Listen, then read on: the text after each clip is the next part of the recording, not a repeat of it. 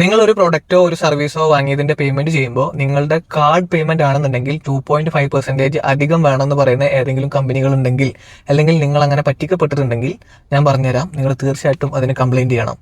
അതായത് ഒരു പ്രൊഡക്റ്റിന്റെ വാറ്റ് ഇൻക്ലൂസീവ് 5% ആണ് അതിന്റെ പ്രൈസ് എപ്പോഴും വരാറ്. നമ്മളൊക്കെ എന്ത് പ്രൊഡക്റ്റ് വാങ്ങിക്കുമ്പോഴും ഈ വാറ്റ് അടച്ചിട്ടാണ് ഓൾറെഡി പ്രൊഡക്റ്റ് വാങ്ങിക്കുന്നത്.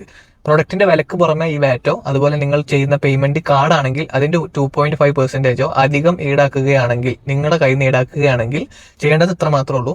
എല്ലാ ഷോപ്പുകളിലും എല്ലാ കമ്പനികളിലും അവരുടെ ട്രേഡ് ലൈസൻസ് പബ്ലിഷ് ചെയ്തിട്ട് കാണിച്ചിരിക്കണം. ആൾക്കാർക്ക് ഇങ്ങനെ ജസ്റ്റ് ഫോട്ടോ എടുക്കാനും കമ്പനിയുടെ നെയിം നോക്കാനും അതുപോലെ എൻക്വയറീസ് ഒക്കെ വരുമ്പോൾ അല്ലെങ്കിൽ ഇൻസ്പെക്ഷൻ വരുമ്പോൾ കാണാനൊക്കെ ട്രേഡ് ലൈസൻസ് എപ്പോഴും പബ്ലിഷ് ചെയ്തിട്ടുണ്ടാവും. ആ ട്രേഡ് ലൈസൻസിന്റെ പിക്ചർ എടുക്കുക. അതുപോലെ നിങ്ങളുടെ ബില്ല് എമൗണ്ട് 1000 ദിർഹംസ് ആണെങ്കിൽ ആ 1000 ദിർഹംസിന്റെ ബില്ല് എമൗണ്ടും നിങ്ങൾ പേ ചെയ്ത് കഴിഞ്ഞ് കഴിഞ്ഞാൽ കാർഡിന്റെ മെഷീൻ ഒരു സ്ലിപ്പ് കിട്ടും. 1000 ദിർഹംസിന് പുറമെ നിങ്ങളുടെ കയ്യിൽ നിന്ന് 2.5% അധികം വാങ്ങിച്ചിട്ടുണ്ടെങ്കിൽ ആ സ്ലിപ്പും ഈ ബില്ലും ഈ ലൈസൻസിന്റെ കോപ്പിയും ലൊക്കേഷനും കൂടി ഞാൻ ഈ പറയുന്ന വെബ്സൈറ്റിലോ അല്ലെങ്കിൽ ഓരോ ലൊക്കേഷന്റെ, ദുബായ് ലൈസൻസ് ആണ് ആ കമ്പനിക്ക് എന്നുണ്ടെങ്കിൽ അതിൻ്റെത്, അബുദാബി ലൈസൻസ് ആണ് DED എന്നാണെങ്കിൽ അബുദാബിയുടെ, മറ്റ് എമിറേറ്റുകളിലാണെങ്കിൽ അതിന്റെ സ്ക്രീൻഷോട്ട് ഞാൻ ഇവിടെ കൊടുക്കുന്നുണ്ട്.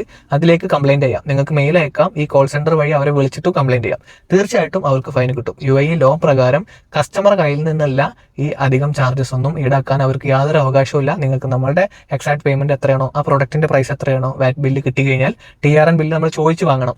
എന്ത് പ്രോഡക്റ്റ് ആണെങ്കിലും, 2 ദിർഹംസിന്റെ ചായ കുടിച്ചതാണെങ്കിലും ഇനി 1000 ദിർഹംസിന്റെ TV വാങ്ങിച്ചാണെങ്കിലും അതിന് നമ്മുടെ TRN ബില്ല് അവരെ നിന്ന് വാങ്ങിക്കുക.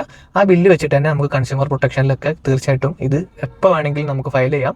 അവരത് അന്വേഷിച്ച് വേണ്ട നടപടി എടുക്കും. ചെറിയ ചെറിയ മാറ്റങ്ങൾക്ക് പോലും ടാക്സ് വെട്ടിപ്പ് അവർ കണ്ടുപിടിച്ച് FTA 2500 ദിർഹംസ് മുതൽ ഫൈൻ കൊടുക്കുന്ന പ്രവണത ഇപ്പോൾ എല്ലായിടത്തും ഉണ്ട്. എല്ലായിടത്തും ചെക്കിങ്ങും ഉണ്ട്. അവർ തന്നെ വന്ന സാധനങ്ങളൊക്കെ വാങ്ങിച്ച് ചെക്ക് ചെയ്ത് എങ്ങനെ നിങ്ങൾ ഇൻവോയ്സ് ചെയ്യണമെന്നൊക്കെ കണ്ടുപിടിച്ചിട്ട് ഫൈൻ കൊടുക്കാറുണ്ട്.